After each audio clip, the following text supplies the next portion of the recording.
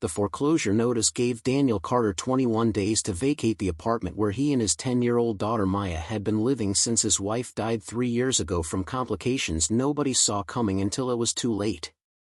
The medical bills had consumed their savings first, then his retirement accounts, then finally his credit, leaving him with negative $800 in his checking account and a daughter who deserved better than sleeping in a car because her father couldn't keep them housed.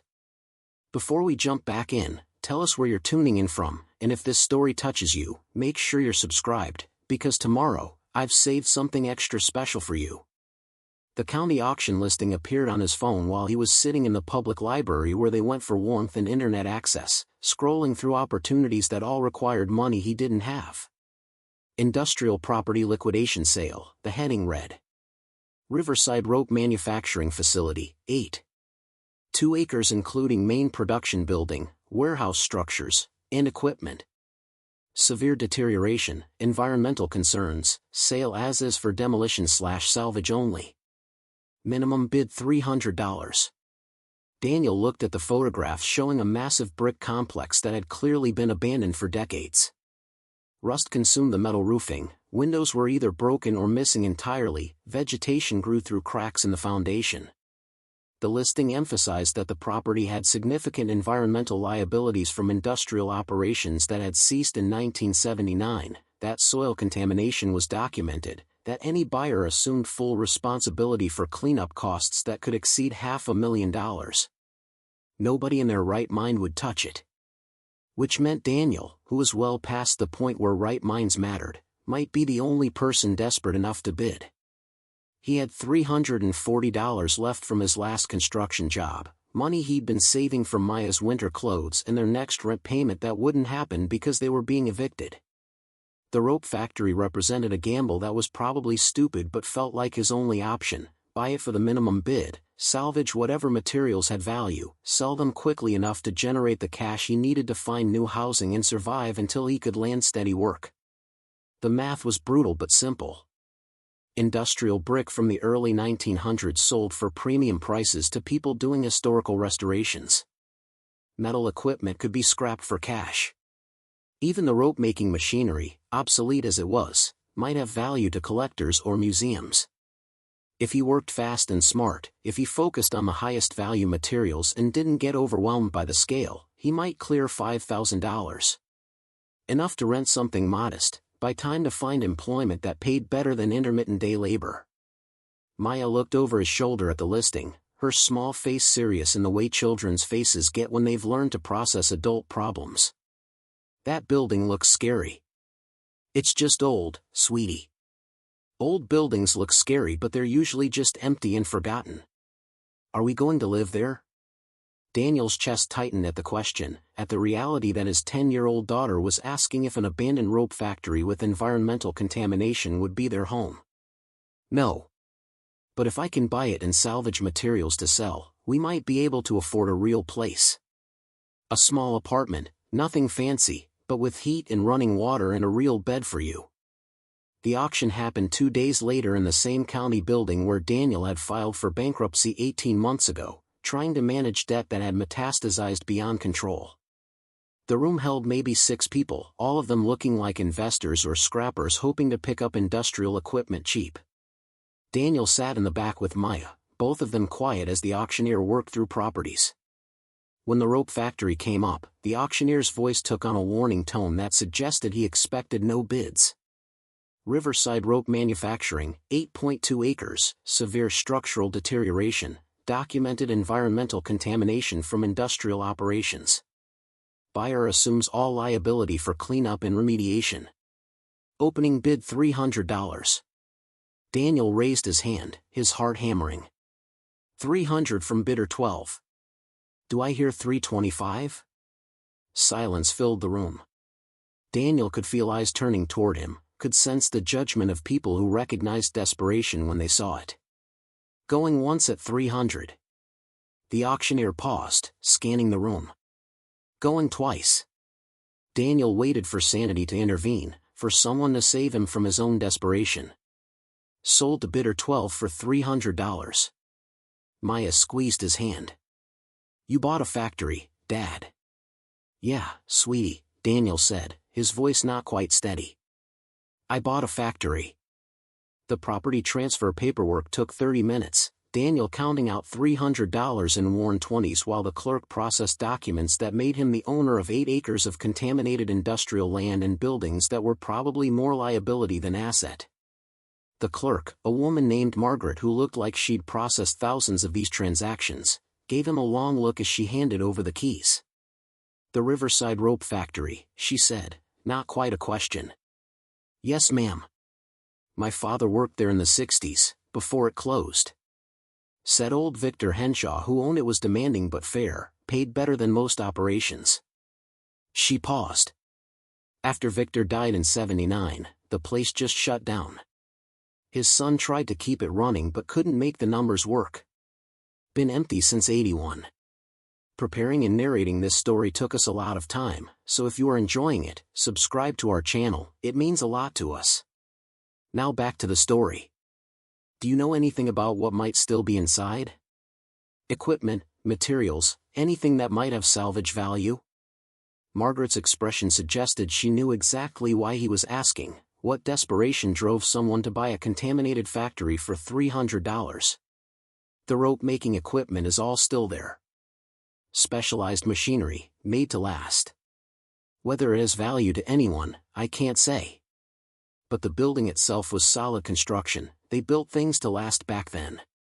The drive to the factory took them past neighborhoods that showed varying degrees of economic struggle, through an industrial district where half the buildings were abandoned and the other half barely functioning. The Riverside Rope Facility sat at the edge of town where the river had once powered mills and factories, where industry had thrived before cheaper manufacturing elsewhere made local operations obsolete.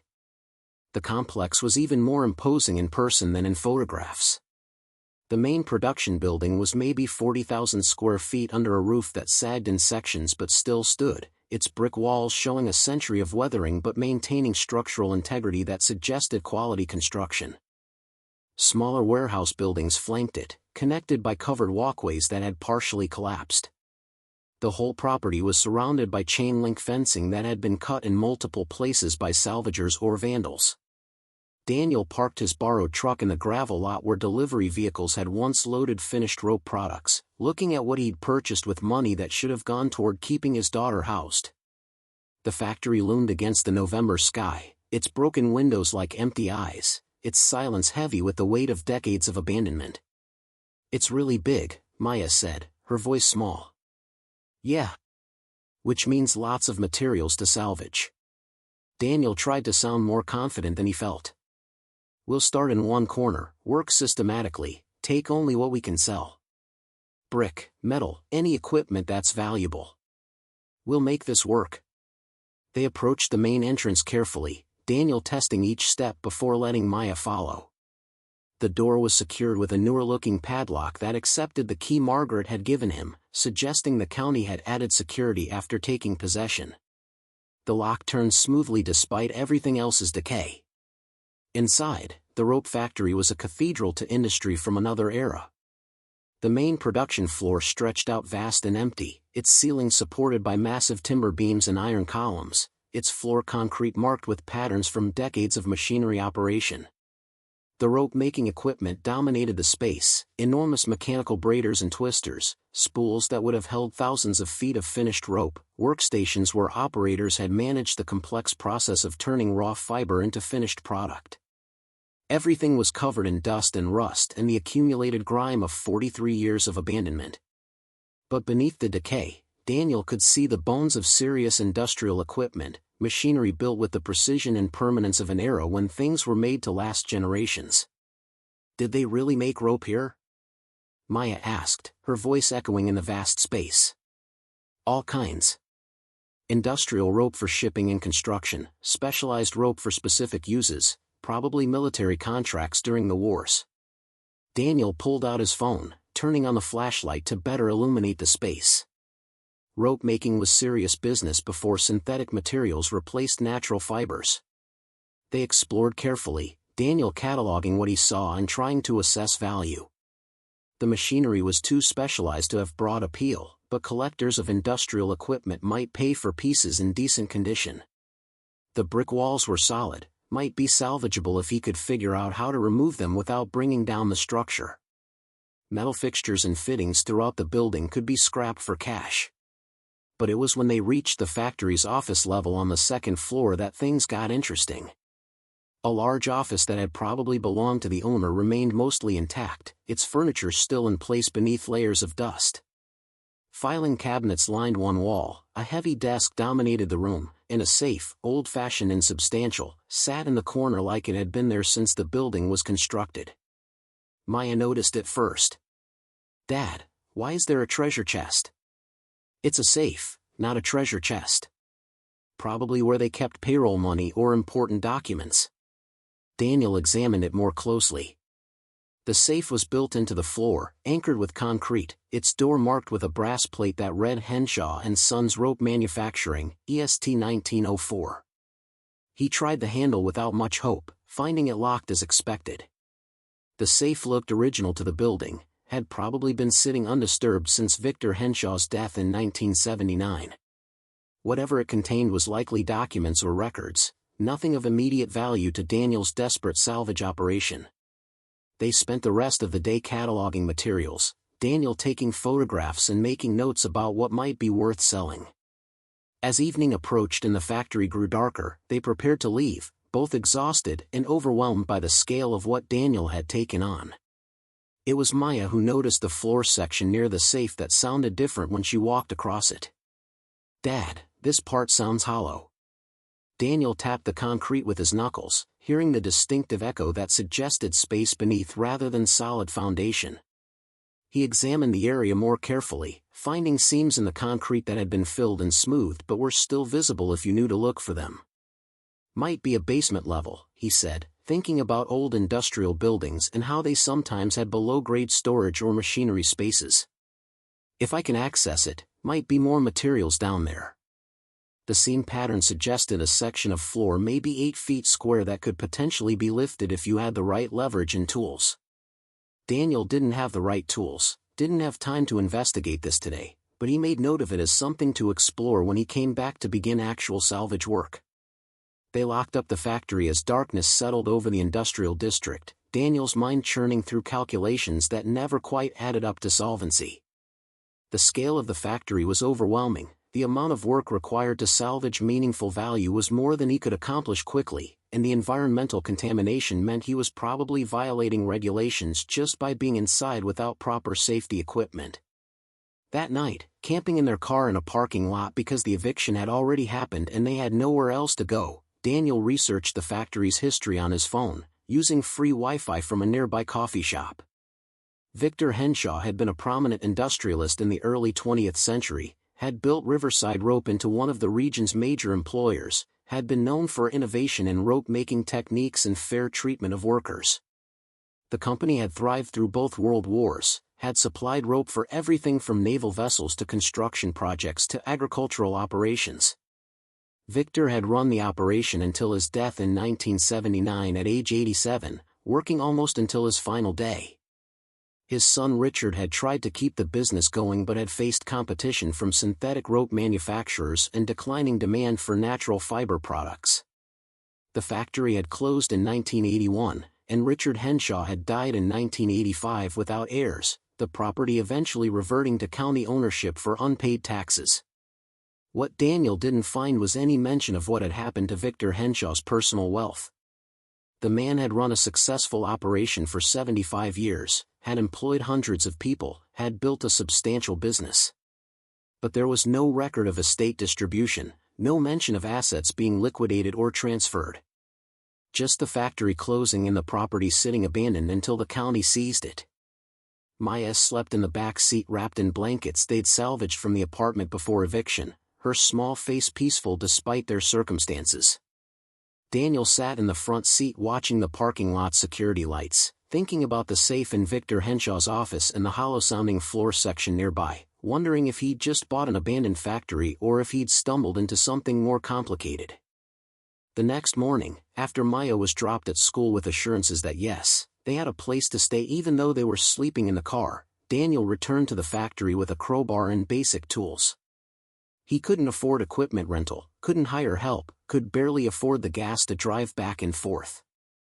But if there was anything beneath that hollow-sounding floor section, he needed to know before he started salvaging the building above it. The concrete section came up harder than he'd expected, requiring leverage and patience and multiple attempts before he could create enough gap to see what lay beneath. When light finally penetrated the opening, Daniel saw not a basement but a vault, maybe 10 feet square, its walls lined with what looked like reinforced concrete, its floor. Daniel's hands started shaking so badly he had to set down the crowbar. The vault's floor was covered with metal boxes, hundreds of them, stacked in careful rows. And when he widened the opening enough to drop down into the space, when he opened the first box with trembling fingers, he found cash.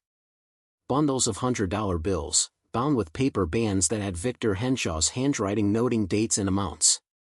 He opened another box. More cash. Another.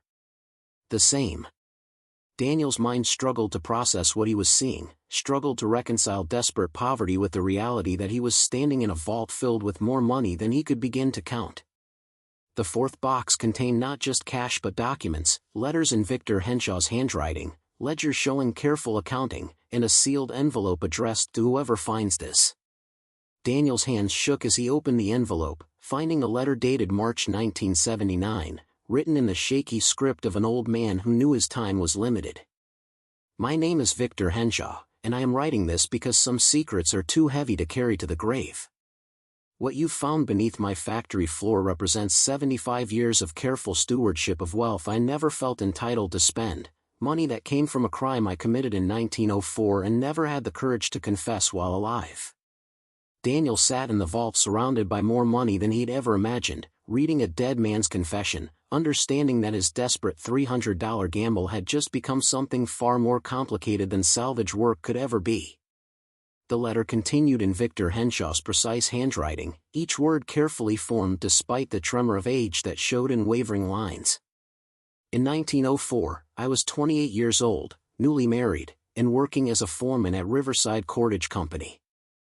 The owner, Samuel Blackwood, was a cruel man who paid starvation wages while living in luxury, who treated workers as disposable resources to be extracted and discarded.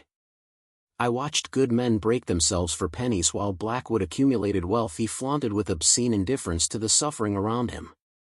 On March 15, 1904, I learned that Blackwood planned to close the cordage factory and move operations to a location with even cheaper labor, leaving 200 men and their families with nothing. He'd made this decision not from business necessity but from greed, from the calculation that he could increase profits by abandoning workers who'd made him wealthy. I broke into his office that night planning to steal payroll money, to at least give workers something when they were cast aside.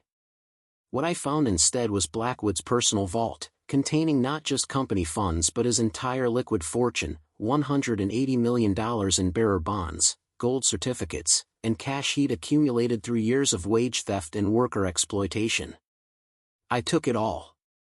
Every bond, every certificate, every dollar. I left him nothing except the factory building and equipment. Then I bought the property from him for pennies on the dollar when he was desperate to liquidate, renamed it Henshaw Rope Manufacturing, and spent the next 75 years trying to atone for theft by running an operation that treated workers fairly and paid living wages. But I never felt entitled to spend Blackwood's money on myself. It was stolen, even if stolen from a thief. So I converted everything to cash gradually over decades, hid it beneath my factory floor, and lived modestly while running a business that barely turned profit because I paid workers what they deserved rather than what the market allowed me to exploit them for. Now I'm dying, and this fortune sits beneath my office floor, $180 million that was stolen by Blackwood through wage theft, stolen by me through breaking into his safe, and never legitimate enough to spend despite 7 decades of trying to earn it through honest business practices. If you found this, you probably bought the factory for salvage or demolition after my death. You're probably desperate, probably need money, probably see this fortune as salvation. But I need you to understand what you found before you decide what to do with it. This money was stolen from workers who never received fair wages. Blackwood stole it from them first, I stole it from Blackwood, but the original theft was from ordinary people who broke themselves making rope for starvation pay. They're all dead now. Blackwood died in poverty in 1919, the workers I knew are gone, even their children are mostly gone. But the debt remains. What happens to this money is your decision. I've left no heirs, made no provisions in my will beyond requesting the factory be sold to pay outstanding debts. Nobody knows this vault exists except whoever reads this letter. You could take every dollar and live in luxury, could justify it by saying the money's been stolen twice already and belongs to whoever finds it now. But I'm asking you to consider whether there's a better use.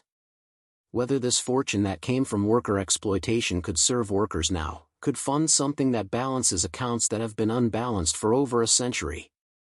I couldn't figure out the right thing to do with it in 75 years. Maybe you'll have better moral clarity than I managed.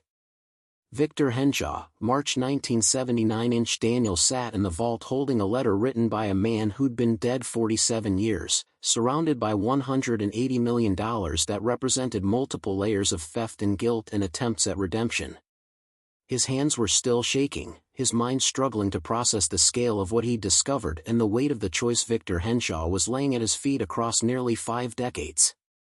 He climbed out of the vault carefully, his legs unsteady, and sat in Victor's old office trying to think through implications that seemed too large for his brain to hold. The money was real, he'd opened enough boxes to confirm that. Bearer bonds that could be cashed, old currency that could be exchanged, wealth that had been sitting undiscovered while the factory decayed around it for 43 years.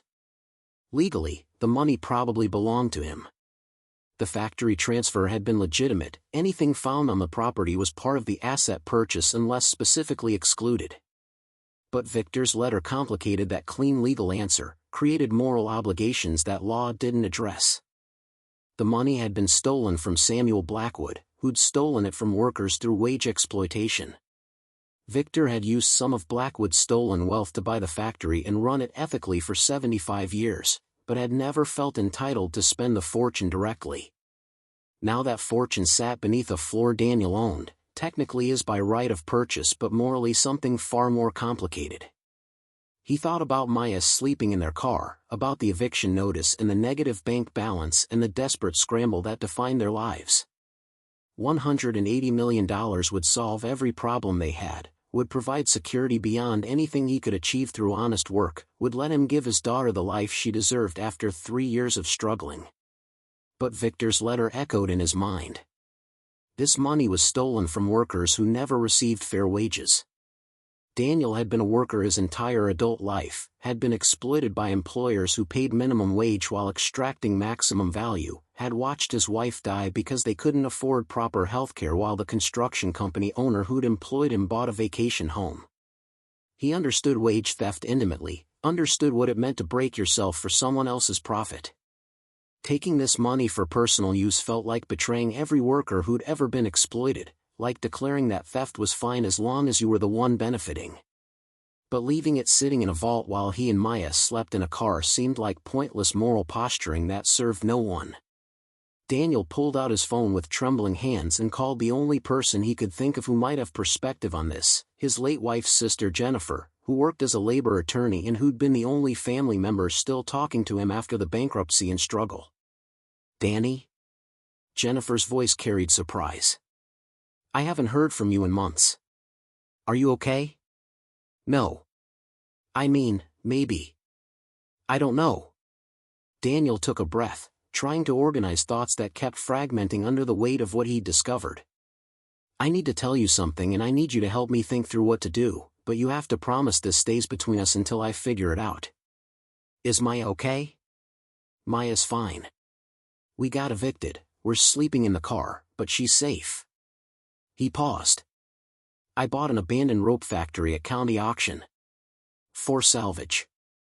I was going to sell materials to try to make rent money." "Okay," Jennifer said slowly, clearly wondering where this was going. "I found a vault beneath the factory floor. There's $180 million in it. And a letter from the man who hid it explaining that the money was stolen from workers, that he stole it from the person who'd stolen it from them, that he spent 75 years trying to figure out the right thing to do with it and died without an answer." Silence on the line. Then, Danny, this isn't funny. I'm not joking. I'm sitting in a factory office looking at boxes of cash and bearer bonds worth $180 million. And I need you to help me figure out what the hell I'm supposed to do with this. Jennifer came to the factory 3 hours later, having canceled client meetings and driven 2 hours from her law office to see what Daniel was talking about. He showed her the vault, the money, Victor Henshaw's letter. Watched her face go through the same progression of emotions he'd experienced: disbelief, shock, comprehension, moral vertigo. "This is real," she said, holding one of the bearer bonds up to the light. "These are legitimate, negotiable instruments. Worth exactly what the face value says. So legally, it's mine? It was part of the property I purchased?" "Probably. The sale was for the entire factory and contents, no exclusions specified. Finding hidden assets after purchase doesn't change ownership." Jennifer set down the bond carefully. "But Danny, the letter changes the moral calculus. Victor Henshaw is asking whoever finds this to consider obligations that go beyond legal ownership." "I know. But my daughter is sleeping in a car. We have nothing. This money would solve every problem we have. It would also make you complicit in the original theft if you use it purely for personal enrichment." Jennifer's voice was gentle but firm. "The workers Blackwood exploited are dead. But workers are still being exploited, still fighting for living wages, still breaking themselves for other people's profit. This money came from their suffering. Using it to address continuing suffering would honor the debt Victor couldn't figure out how to pay." Daniel felt anger flash through him, surprising in its intensity. Easy to say when you're not the one who's homeless with a daughter to feed. Easy to talk about moral obligations when you have a salary and an apartment and security. "I found this money. I bought the property legally. Why should I give away the only good fortune I've had in 3 years?" Jennifer met his eyes, her expression showing both sympathy and challenge. "Because you're better than that. Because you've been on the receiving end of wage theft and exploitation and you know exactly how it feels. Because taking this money purely for yourself makes you the same as Blackwood and every other person who prioritizes personal wealth over human dignity." She paused, then continued more softly. "But I'm not saying give it all away. I'm saying there's middle ground between keeping everything and keeping nothing. Use enough to stabilize your life, to get Maya housed and secure.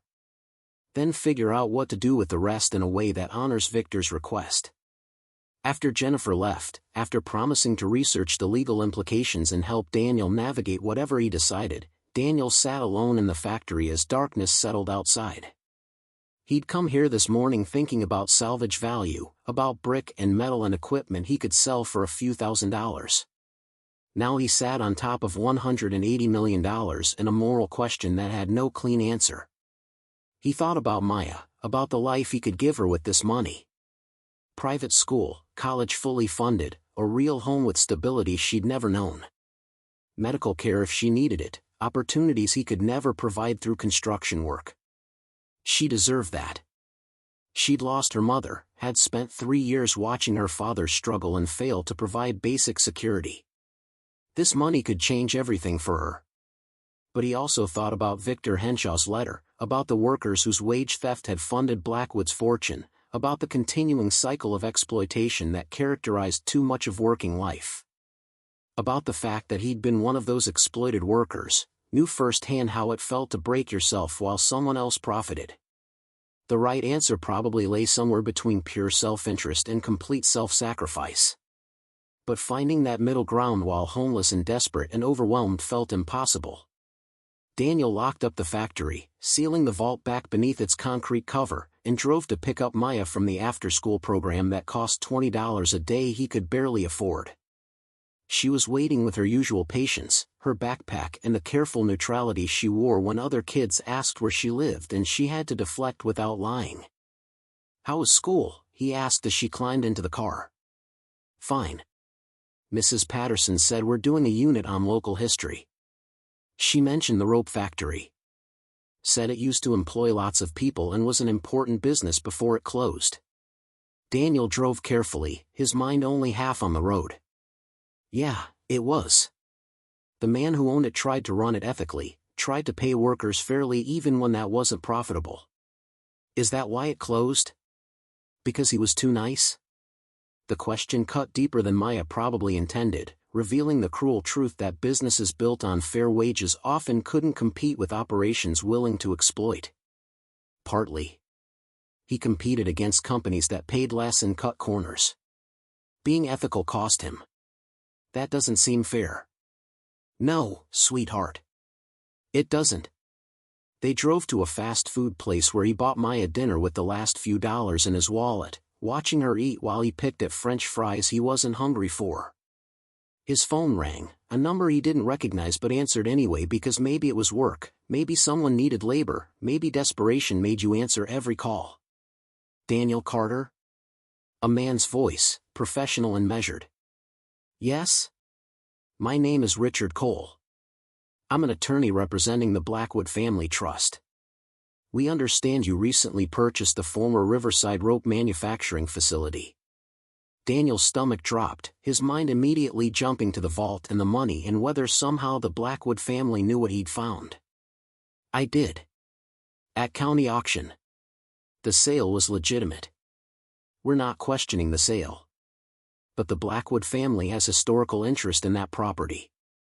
Samuel Blackwood originally owned the facility before selling it to Victor Henshaw in 1904. We'd like to purchase the property from you for significantly more than you paid. How much more? $500,000. Cash payment, transfer within 30 days. Daniel processed this, understanding that $500,000 for property he'd bought for $300,000 was suspicious. Why would you pay that much for a contaminated factory with severe environmental liabilities? Cole's pause was deliberate. The Blackwood family has sentimental interest in recovering property that was once theirs. The specific value isn't important, what matters is whether you're willing to sell. I need to think about it. Of course. But Mr. Carter, I should mention that if you refuse to sell, the Blackwood Family Trust is prepared to pursue legal action challenging the original 1904 property transfer from Samuel Blackwood to Victor Henshaw. We've recently uncovered evidence suggesting that transfer may have involved fraud or coercion. That could invalidate the entire chain of ownership, including your recent purchase. The threat was barely veiled, the message clear. Sell now for $500,000, or fight a legal battle Daniel couldn't afford against a family trust with resources to wage war through courts for years. I'll think about it, Daniel repeated, and hung up before Cole could respond. Maya was watching him with the too perceptive eyes of a child who'd learned to read adult stress. Is someone trying to take the factory? Someone wants to buy it. For a lot more than I paid. But you need it for the salvage, right? To sell materials so we can afford a place to live? Daniel looked at his daughter, at her serious face and careful hope, knowing he couldn't tell her the full truth yet but unable to lie completely. The factory has more value than I realized. I'm figuring out what that means. That night, parked in a different lot because they'd been asked to leave the previous one, Daniel researched the Blackwood family while Maya slept in the back seat. What he found was illuminating and disturbing. Samuel Blackwood's descendants had maintained wealth across 4 generations, had diversified into various industries, had built a reputation as philanthropists and civic leaders. The trust Richard Cole represented controlled hundreds of millions in assets. But that wealth had originally come from Samuel Blackwood's rope manufacturing operation, from the wages stolen from workers that Victor Henshaw had stolen back. If the Blackwood family was offering $500,000 for a contaminated factory, they either knew or suspected something valuable was hidden there. The threat about challenging the 1904 transfer was probably bluff, records that old would be nearly impossible to use in court, but it signaled they were willing to play dirty. Daniel thought about the choice in front of him. Take $500,000 from the Blackwood family, walk away with more money than he'd ever imagined before finding the vault. Or keep the factory and the $180 million beneath it, knowing that doing so meant fighting people who had resources to make his life very difficult. Jennifer called at midnight, her voice apologetic for the late hour. I've been researching. The vault contents are legally yours through the property purchase. But if you convert the bearer bonds or try to deposit large amounts of cash, you'll trigger reporting requirements. The IRS will want to know where it came from, whether taxes were paid. This gets complicated quickly. The Blackwood family just offered me $500,000 for the factory. Which means they know or suspect what's there. Samuel Blackwood's theft from workers, Victor's theft from Blackwood, that history suggests the Blackwood family has been looking for this money for generations. Jennifer paused. Danny, if you sell to them, that fortune goes right back to the family that originally stole it from workers. Is that what you want? I want my daughter to have a bed to sleep in. I want to not be terrified every day that we'll end up on the street. I want. He stopped, emotion catching in his throat. I just want things to be okay for once. I know. And they will be. But there are ways to make them okay that don't involve betraying everything you believe about fairness and justice. Jennifer's voice was gentle. Let me help you think this through. There are options between selling to the Blackwood family and trying to claim the entire fortune yourself. Over the next week, Daniel worked with Jennifer to develop a plan that felt less impossible than the binary choice between keeping everything and keeping nothing. They'd use enough of the vault's contents to stabilize his immediate situation, $200,000 to buy a modest house, establish emergency funds, ensure Maya's education was covered. That was more money than Daniel had ever dreamed of having, but represented a tiny fraction of the vault's total. The rest would be converted carefully over time and directed toward worker advocacy, unions, legal aid for wage theft cases, programs that helped exploited workers fight back against employers who treated them as disposable. It would take years to liquidate everything properly, would require careful planning to avoid triggering investigations or drawing attention. But it honored Victor Henshaw's request while acknowledging Daniel's own desperate circumstances. The Blackwood family's attorney called 3 more times with increasing urgency, raising the offer to $750,000, then $1 million. Each increase confirmed what Daniel suspected: they knew or strongly believed the vault existed, wanted to recover wealth their ancestor had accumulated through worker exploitation. Daniel refused each offer, hearing the frustration in Richard Cole's voice evolve into barely concealed threats about legal action and property challenges. After the final refusal, Cole's tone grew cold. Mr. Carter, you're making a serious mistake. The Blackwood family has resources and determination you can't match.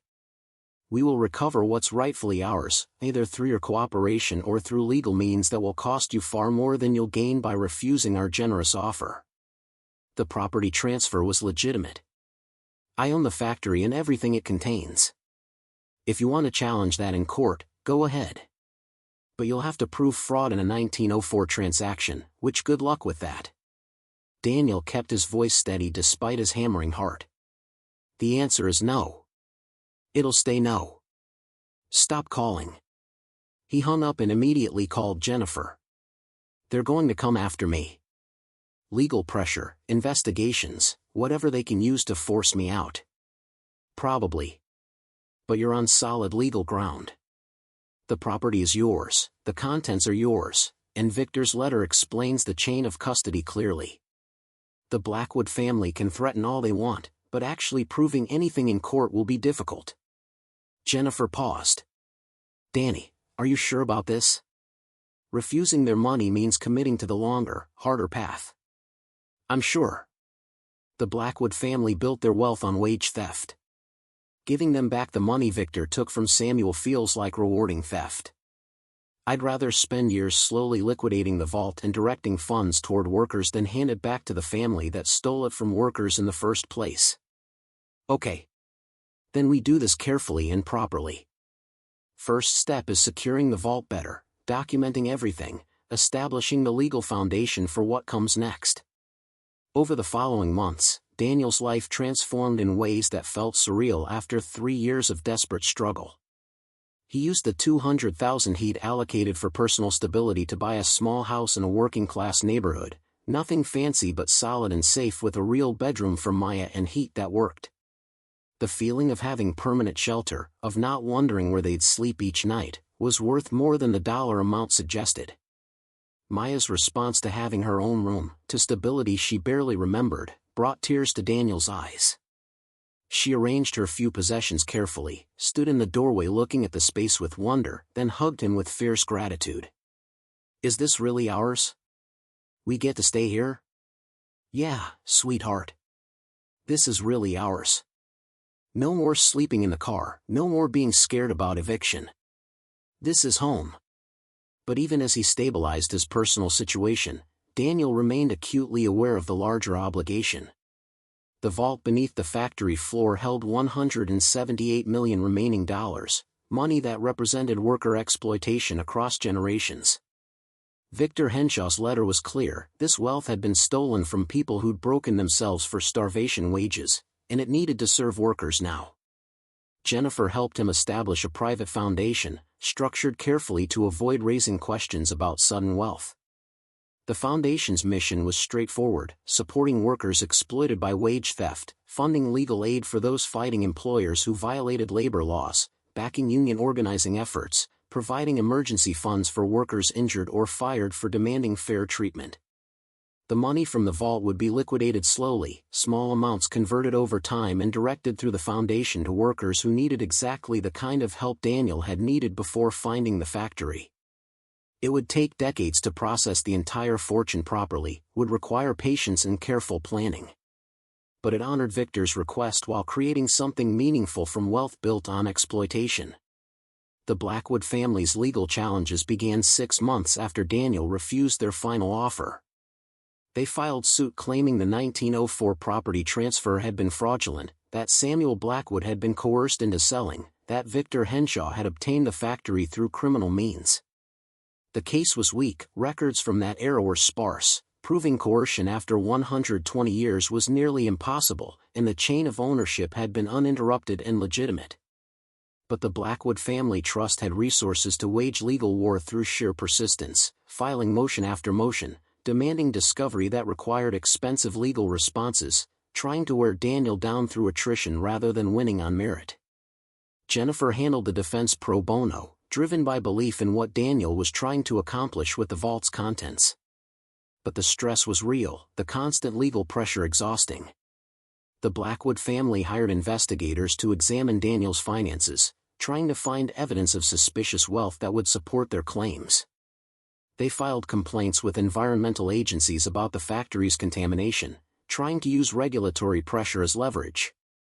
What they didn't know was that Daniel had documented everything meticulously: Victor's letter, the vault's contents, the careful liquidation plan, the foundation's structure and purpose.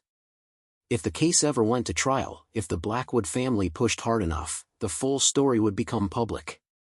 They'd have to admit their ancestors' wealth came from wage theft, that they were fighting to recover money stolen from workers. The breakthrough came 18 months into the legal fight, during a deposition where Richard Cole, the Blackwood family attorney, made a critical mistake. Under questioning from Jennifer, he admitted the family had historical knowledge that assets of uncertain provenance had disappeared from Samuel Blackwood's possession in 1904, that they'd been searching for these assets for generations, that recent research had suggested they might be hidden at the former rope factory. "So your clients knew the property might contain valuable hidden assets when they offered Mr. Carter $500,000 for it?" Jennifer asked, her voice carefully neutral. Cole recognized his error immediately, understood he'd just admitted the Blackwood family had been trying to obtain property they knew contained something far more valuable than the purchase price suggested. "My clients made a generous offer for sentimental reasons." "Sentimental reasons worth $500,000 for a contaminated factory?" Jennifer pressed. "That seems like quite a lot of sentiment for property your client's ancestors sold 120 years ago." The deposition ended poorly for the Blackwood family, their case weakened by the admission they'd been searching for hidden assets, that they'd tried to purchase the factory under false pretenses. Jennifer used the deposition transcript to file a motion for sanctions, arguing the entire lawsuit was a bad faith attempt to recover property through litigation when they'd failed to obtain it through deceptive purchase offers. The judge didn't dismiss the case outright but made it clear he was skeptical of the Blackwood family's claims. "You're asking me to invalidate a property transfer from 1904 based on alleged coercion you can't prove, while simultaneously admitting you tried to purchase the property because you believed it contained valuable hidden assets. That's an interesting legal theory, counselor, but not a persuasive one. 3 months later, the Blackwood Family Trust quietly withdrew their lawsuit, recognizing they'd revealed too much about their true motives and couldn't win without exposing the full ugly history of how Samuel Blackwood had accumulated his original wealth. Richard Cole called Jennifer to propose a settlement. The Blackwood family would drop all legal challenges in exchange for Daniel agreeing never to publicly discuss how he'd obtained the vault's contents. "They want silence," Jennifer told Daniel. "They'll leave you alone if you promise not to tell anyone where the money came from." Daniel thought about this, about the power of silence versus the power of truth. "No. I'm not covering up what Samuel Blackwood did. Workers deserve to know their exploitation funded a fortune that's now being used to help workers. That story matters more than keeping the Blackwood family comfortable." Jennifer smiled. "I was hoping you'd say that. So we counteroffer. They drop all legal challenges and we agree to accurate disclosure. We'll tell the complete truth about where the money came from, including Samuel Blackwood's wage theft, Victor's theft from Blackwood, and the Foundation's mission to serve exploited workers. If they don't want that story public, they can keep fighting and we'll make sure it comes out in court." The Blackwood family accepted the counteroffer within a week, clearly preferring quiet withdrawal to public exposure of their ancestors' crimes. The lawsuit was dismissed with prejudice, Daniel's ownership of the factory and its contents confirmed, the legal harassment ended. 5 years after buying the rope factory for $300, Daniel stood in the building that had transformed his life, watching workers convert part of the structure into a worker advocacy center. The factory would serve multiple purposes: memorial to Victor Henshaw's complicated legacy, home to the foundation that distributed funds from the vault, meeting space for union organizing and worker education programs. Maya, now 15, helped catalog Victor's personal papers that had been found throughout the factory, documenting his 75-year struggle to atone for theft by running an ethical business. She'd grown up knowing the full story, understanding that their stable life had come from a factory owner who'd stolen from a thief and spent his life trying to figure out how to make that right. "Do you think Mr. Henshaw would approve of what we're doing?" Maya asked one afternoon while they were organizing old ledgers that showed Victor's meticulous record-keeping. Daniel considered this carefully. "I think he'd appreciate that someone finally figured out what to do with the money. He spent 75 years trying to earn the right to it through fair business practices, but he never felt he'd succeeded. We're using it the way he wished he'd been brave enough to use it while alive." The foundation had distributed over $40 million in its first 5 years, funding legal battles against wage theft, supporting workers who'd been fired for organizing, providing emergency assistance to families hurt by employer retaliation. The money went to people who needed exactly what Daniel had needed before finding the vault: help when the system was stacked against them, resources to fight back against exploitation, hope that their circumstances could improve. Jennifer served as the foundation's legal director, coordinating with labor attorneys across the region to identify cases where strategic funding could make the difference between workers winning justice and being crushed by better-resourced employers.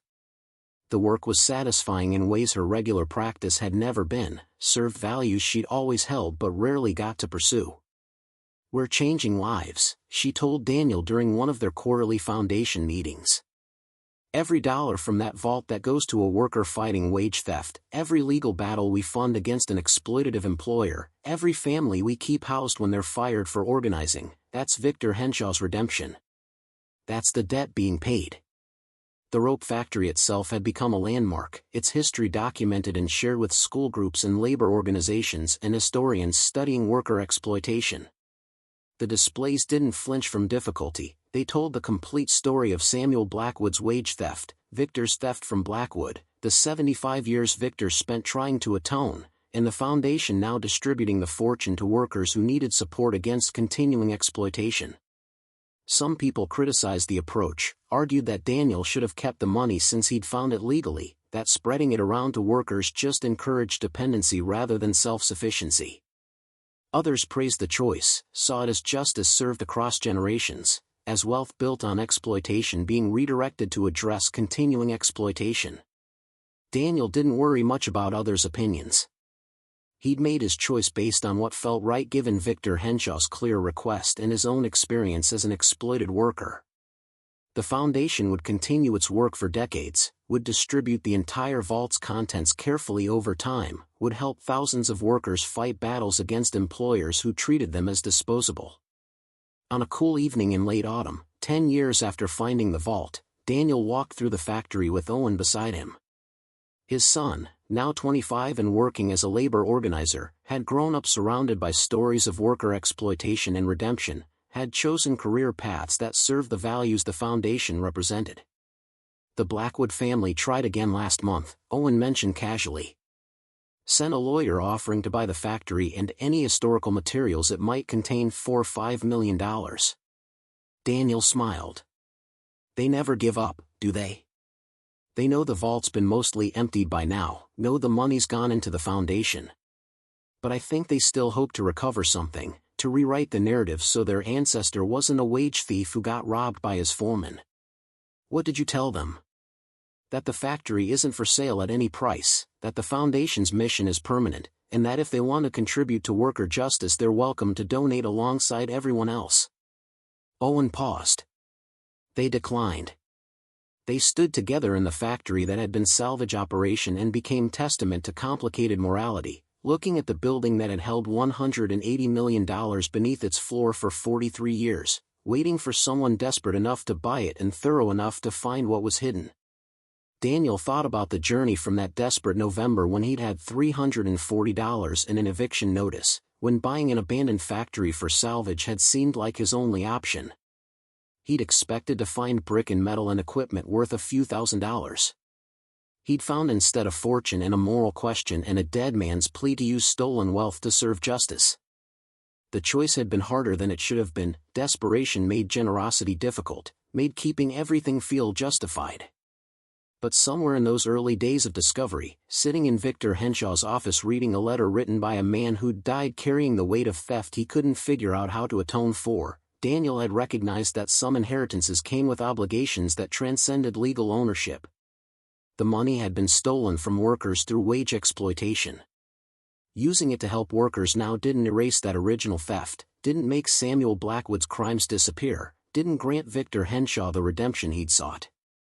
But it honored the debt, acknowledged the harm, tried to balance accounts that had been unbalanced for over a century. The factory stood solid in the evening light, its brick walls holding stories that spanned generations, its purpose transformed from rope manufacturing to worker advocacy. The building that had nearly been demolished, that had sat abandoned for 4 decades, had been given new life through the discovery of what lay beneath its floor and the choice to honor truth over profit. 10 years. $40 million distributed to workers fighting exploitation. Thousands of lives changed through legal support and emergency funding and the knowledge that someone cared about their struggle against employers who treated them as disposable. The vault still held $140 million, enough to fund the foundation's work for another 3 decades at current distribution rates. Daniel had kept his promise to Victor Henshaw, had used the fortune to serve workers rather than personal enrichment. He'd stabilized his own desperate situation with a tiny fraction of the vault's contents, had given Maya security she deserved. But the vast majority served the purpose Victor had requested, balancing accounts, serving justice, helping people who needed exactly what Daniel had needed before finding $300 in an abandoned factory changed everything. The land remembered, the building testified, the money served purposes that honored its complicated origins. That was legacy in its truest form, not what you inherited but what you chose to build with what you found, not what served your interests but what served truth even when truth was difficult. As darkness settled over the factory and stars appeared in patterns older than human memory, Daniel locked up the building that had been his salvation and his burden, the space that had held a fortune and a question and finally an answer that felt right even when it cost him nearly everything he'd found. The rope factory would stand, would continue serving workers, would honor the complicated legacy of a man who'd stolen from a thief and spent 75 years trying to make that right. The money would flow to people who needed it, would change lives, would create justice in small doses that accumulated over time into something meaningful. 20 years after Daniel Carter bought the Riverside Rope Factory for $300, the building stood not just as memorial but as living institution, its transformation complete in ways that honored both Victor Henshaw's complicated legacy and the workers whose exploitation had funded the fortune hidden beneath its floor. The factory had become the Carter Henshaw Worker Justice Center, a name that acknowledged both the man who'd found the vault and the man who'd hidden it, linking their stories across a century of moral struggle. Maya Carter, now 30, served as the foundation's executive director, having grown up inside the questions her father had grappled with and choosing to dedicate her life to answering them through action. She'd studied labor law and worker advocacy, had spent her 20s organizing alongside people who faced the same exploitation her father had experienced, had brought both personal understanding and professional expertise to leading the foundation Victor's money funded. Daniel watched his daughter run board meetings with confidence that took his breath away, seeing in her the 7-year-old who'd been sleeping in a car and the woman she'd become because circumstances had given him the resources to provide stability. Maya had never known material want after that first desperate year. The $200,000 he'd taken for personal use had ensured she grew up with security, had eliminated the financial anxiety that had defined his own childhood. But she'd also grown up knowing where that security came from, understanding the weight of inherited wealth and the obligations it created. The foundation wasn't charity work for Maya, it was personal mission, driven by memory of what her father had endured and what Victor Henshaw had spent 75 years trying to atone for. "We've distributed $87 million over 20 years, Maya told the assembled board, her presentation showing the foundation's impact in numbers that represented changed lives.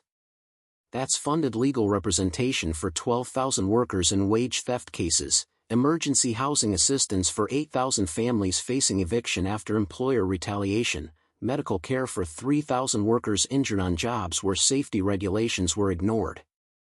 Each dollar from the vault represents someone who needed exactly what we provided."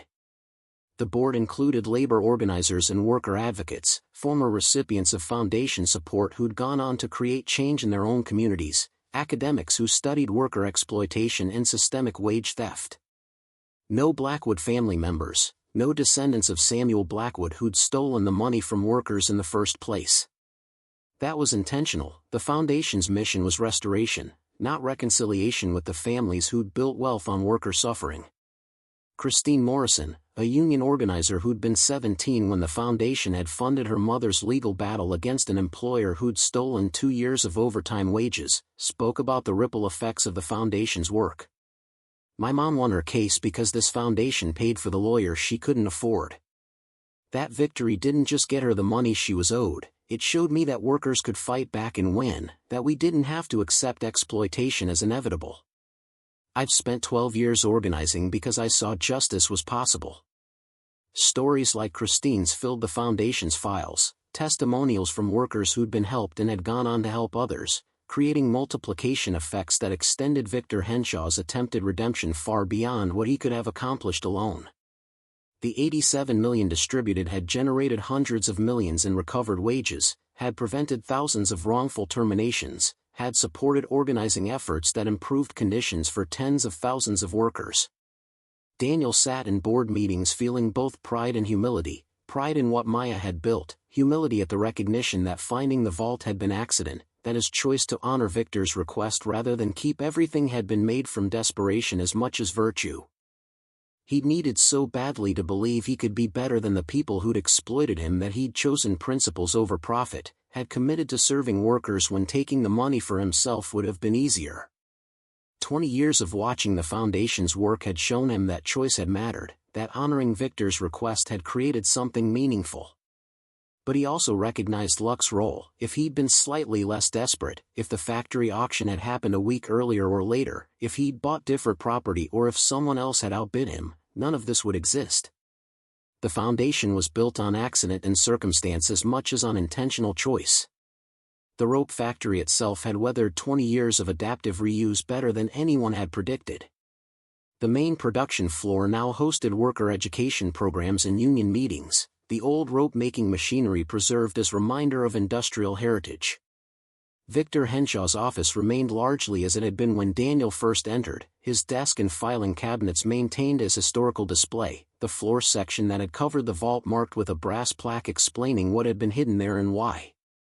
School groups toured regularly, students learning about wage theft and worker exploitation through the specific story of Samuel Blackwood and Victor Henshaw and the fortune that had moved between them. The displays didn't romanticize Victor's theft, they acknowledged it as crime even when committed against a criminal, showed the moral complexity of stealing from someone who'd stolen from workers. But they also showed Victor's 75-year struggle to atone, his choice to run an ethical business even when that wasn't profitable, his decision to hide the money rather than spend it because he never felt entitled to wealth he'd stolen. And they showed Daniel's choice, the moment when a desperate man found a fortune and decided that honoring strangers' suffering mattered more than solving his own problems.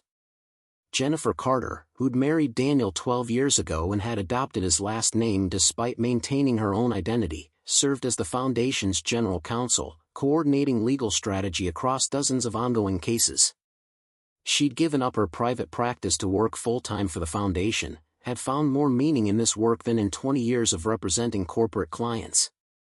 "We're filing 3 new wage theft cases this week," she told Daniel over dinner one evening, both of them reviewing foundation business the way some couples discussed their days. Restaurant workers in the city, construction crews downstate, home healthcare aides whose employer is classifying them as independent contractors to avoid paying benefits. Each case represents workers who've been systematically robbed, who are fighting employers with far more resources. "Can we fund all 3?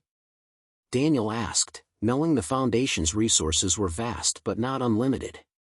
"Easily. The vault still holds $58 million, at current distribution rates. We've got another decade before we need to consider how to sustain operations without Victor's money." Jennifer paused. Though Maya's been talking about endowment strategy, making sure the foundation outlasts the vault's contents by building sustainable funding streams. Daniel thought about this, about the foundation's work continuing after the vault was empty, after the physical money that represented Samuel Blackwood's theft and Victor's counter-theft had been distributed. The money was always going to run out eventually. "Victor left $180 million, we've distributed most of it, what remains goes to workers who need it. After that, the foundation either finds other funding or closes having accomplished its mission.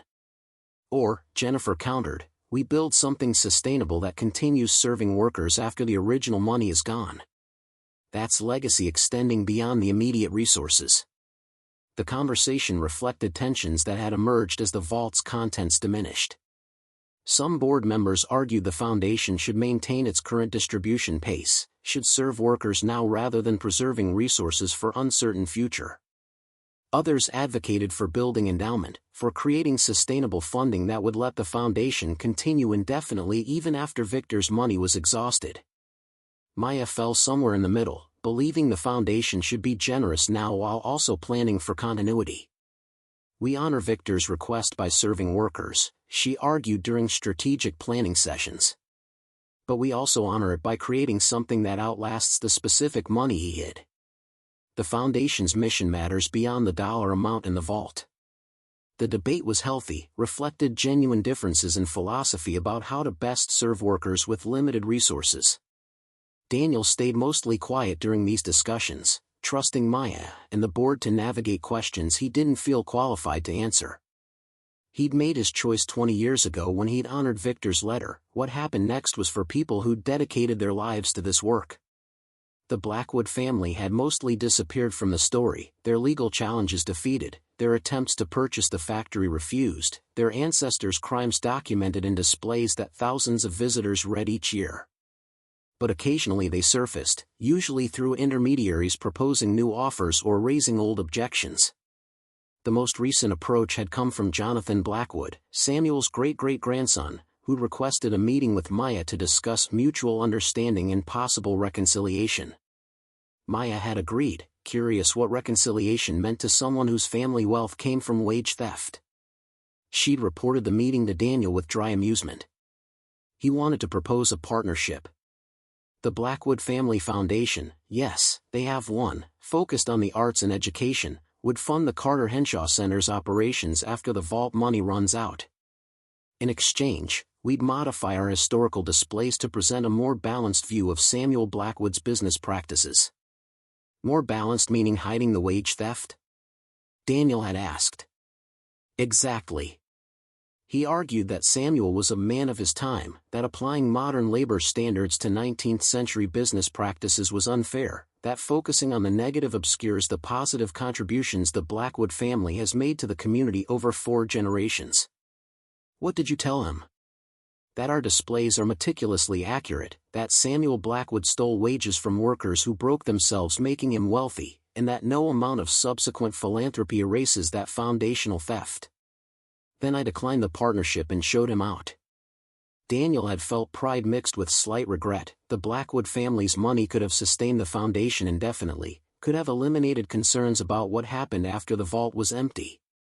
But accepting it would have meant compromising truth, would have meant allowing the family that benefited from wage theft to control how that history was told.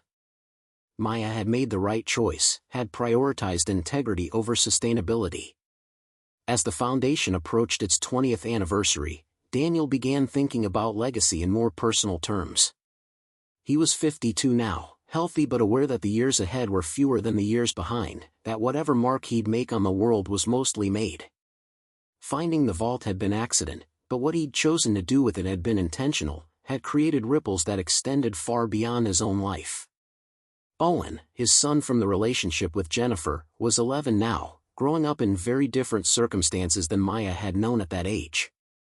Owen had never slept in a car, had never worried about eviction or hunger, had been raised with security that allowed him to focus on childhood rather than survival.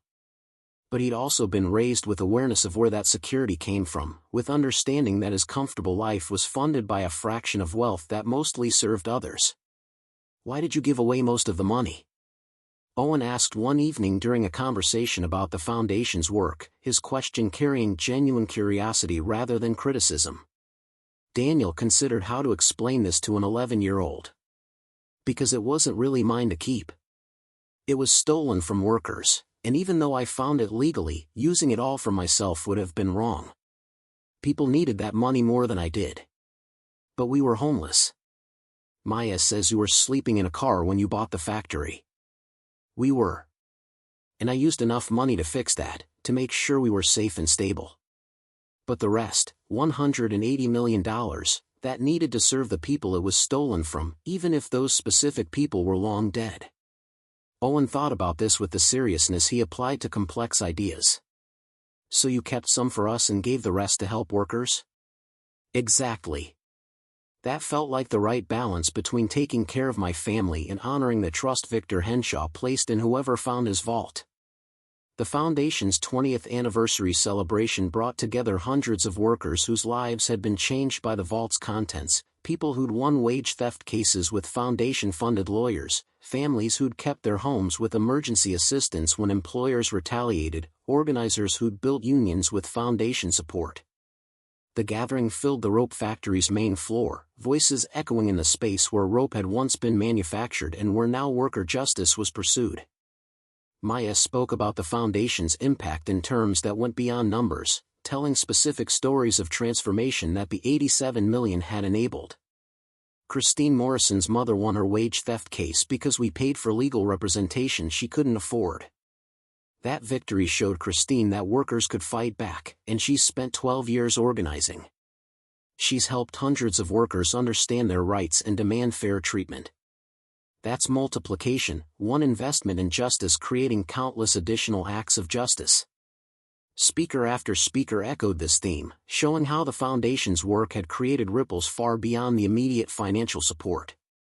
Workers who'd been helped became advocates, their victories inspiring others, their experience teaching them how to fight systems designed to exploit. The vault's contents had seeded movements, had funded organizing that continued generating change years after the initial support. Daniel listened to these testimonials feeling the weight of what had been built from his desperate gamble, from $300 spent on property nobody wanted and the fortune he'd found beneath its floor. He thought about the choice he'd faced 20 years ago, sitting in Victor Henshaw's office reading a letter from a man who'd spent 75 years trying to figure out the right thing to do with stolen wealth. Daniel had figured it out not through superior moral clarity but through recognizing his own experience in the workers the money had been stolen from. He'd been exploited, had been treated as disposable, had broken himself for employers who'd paid minimum wage while extracting maximum value. Using the vault's contents to help workers facing that same exploitation had felt like honoring his own suffering as much as theirs. As evening settled over the factory and the celebration wound down, Daniel walked alone through the building that had changed his life and the lives of thousands of others. He passed displays showing Victor Henshaw's ledgers, the meticulous records of a man trying to run an ethical business in an era that didn't reward ethics. He paused at the brass plaque marking where the vault had been hidden, reading words he'd helped write that explained the fortune's origins and its transformation into worker justice. The rope factory breathed in the evening air, its brick walls solid despite a century of use, its purpose transformed but its essential character preserved. The building had been many things: industrial facility, abandoned ruin, crime scene of sorts, memorial, and finally living institution dedicated to serving workers. Each transformation had honored what came before while adapting to present needs. Jennifer found him standing in the space that had been Victor's office, both of them quiet with the weight of 20 years' reflection. "You okay?" she asked softly. "Yeah. Just thinking about how much has changed since I lifted that floorboard. How different everything could have been if I'd made different choices. But you didn't. You chose to honor Victor's request even when keeping everything would have solved all your problems. That choice created everything we celebrated tonight." Daniel thought about this, about choice and accident and the thin line between them. "I think about the other timeline sometimes. The one where I take all the money, buy a big house, live in luxury while Maya grows up privileged and disconnected. We'd be comfortable, but we wouldn't be this." He gestured to the factory, to the foundation's work, to the legacy they'd built. "I don't know if I'd trade comfort for meaning, but I'm glad I never had to make that choice." "You did make that choice. When you found the vault, when you read Victor's letter, when you decided to distribute most of it to workers instead of keeping it. That was choosing meaning over comfort. I guess. It didn't feel like virtue at the time, just felt like trying to do what was right when I didn't know what right was." They stood together as darkness completed its claim on the day, watching the factory's lights illuminate spaces that held 2 decades of accumulated stories.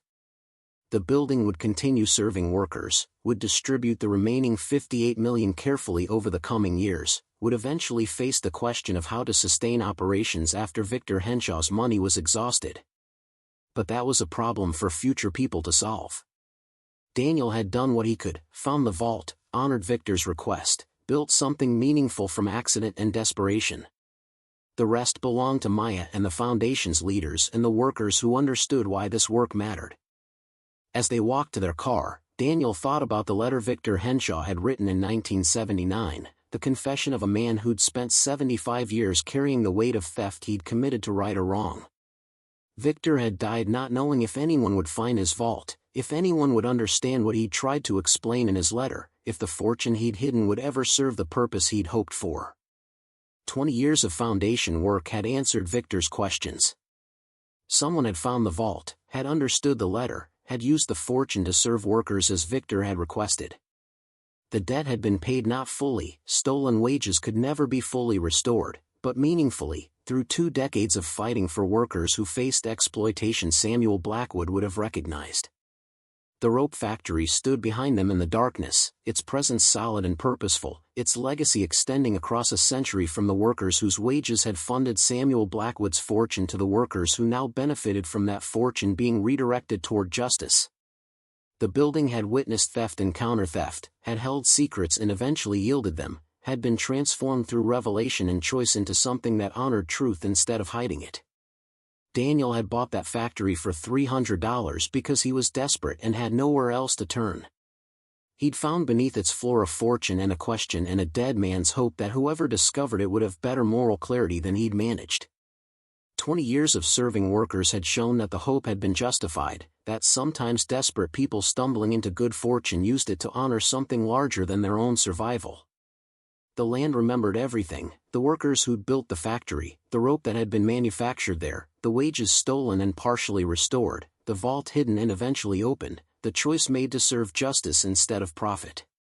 The factory stood as testament to all of it, to the complicated morality of theft and redemption, to the possibility that wealth built on exploitation could be transformed into wealth serving justice.